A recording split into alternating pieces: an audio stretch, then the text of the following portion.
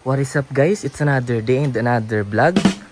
For today's video pala ay magpapalit tayo ng color concept dito sa ating Aerox version 3. Isipan natin siyang palitan ng color violet kasi mas magmamatch yung kulay violet sa mga pink bolts. Kaya yung decals natin na pink ay papalitan natin ng color violet. Pati na rin ang mga accessories na kulay pink kagaya nitong shock natin at itong radiator cover.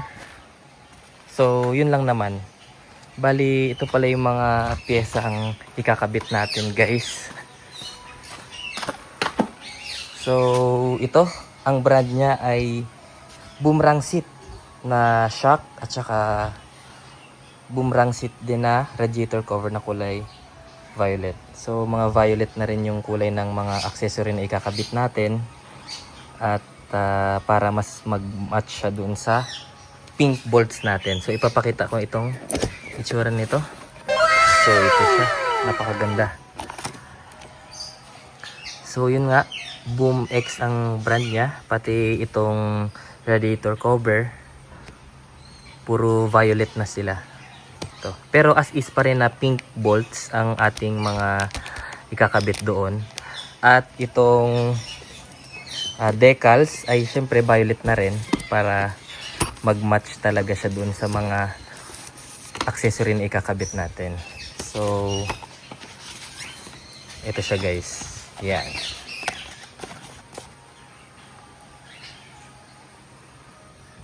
So excited na akong ikabit to guys. Tingnan natin yung kalalabasan. Ang hirap kasi bagayan ng pink na mga accessories dahil maraming shade ng pink. Kaya naisipan natin na magpalit tayo ng mga accessories. At syempre kailangan ay doon na tayo sa magandang quality. Kasi yung shock natin ay medyo budget meal lang kaya nagpalit tayo nitong Boom X. Magpapalit na rin pala tayo ng visor garnish na kulay violet para match din sa ating mga pyesa. So, umpisahan na natin.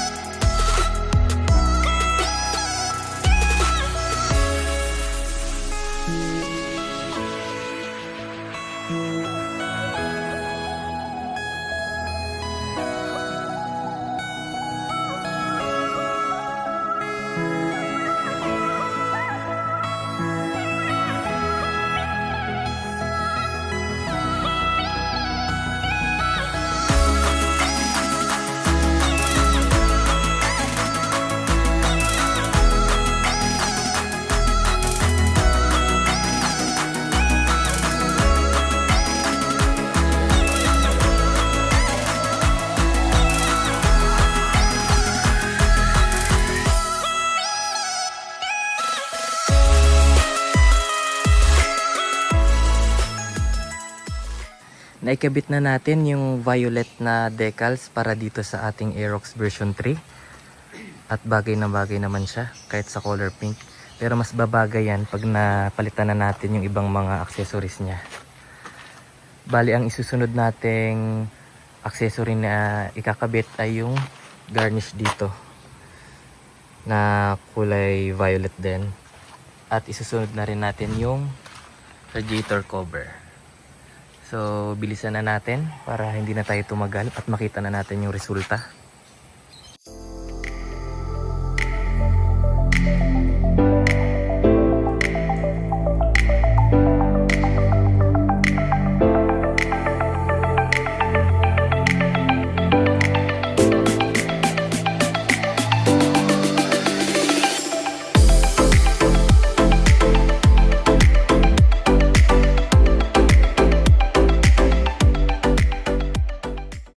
Na-install na natin guys at bagay naman siya kasi more on purple and violet bolts lang tayo. Then syempre Nagpalit na rin tayo ng decals. Ang susunod nating ikakabit ay itong rear suspension na fully adjustable by Boomerang seat. Medyo may kamahalan lang ito, pero goods na goods naman. Bali, baka ipakabit na lang natin ito kasi wala tayong heavy duty na tools dito, para baka mamaya mabilog yung bolts. So susukatin na lang muna natin. So yun, bagay na bagay talaga to guys. So mag-update na lang ako sa inyo guys kapag na-install na natin do, and i-montage din natin kapag na-install natin lahat ng dapat i-install. Update na lang ako sa inyo. 2,000 years later. Bali na ipakabit na pala natin yung Boom X na rear suspension para dito sa Aerox version 3. Medyo natagalan lang tayo kasi dumating din yung ibang mga pyesa. Sinabay na rin natin siyang ipakabit. Ito yun yung violet lever na kakulay din itong mga accessories natin. Bali, ikinabit na rin pala natin yung mga bolts na dumating.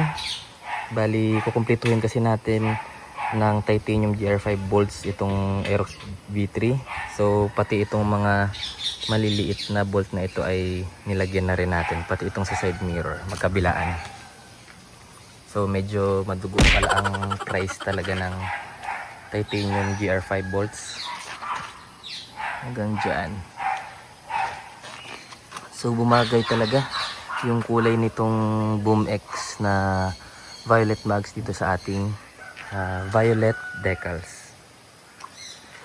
Gusto ko lang din pala i-mention guys na napakaganda ng performance nitong Boom X suspension dahil na-try ko na ito ng ilang araw at may angkas din.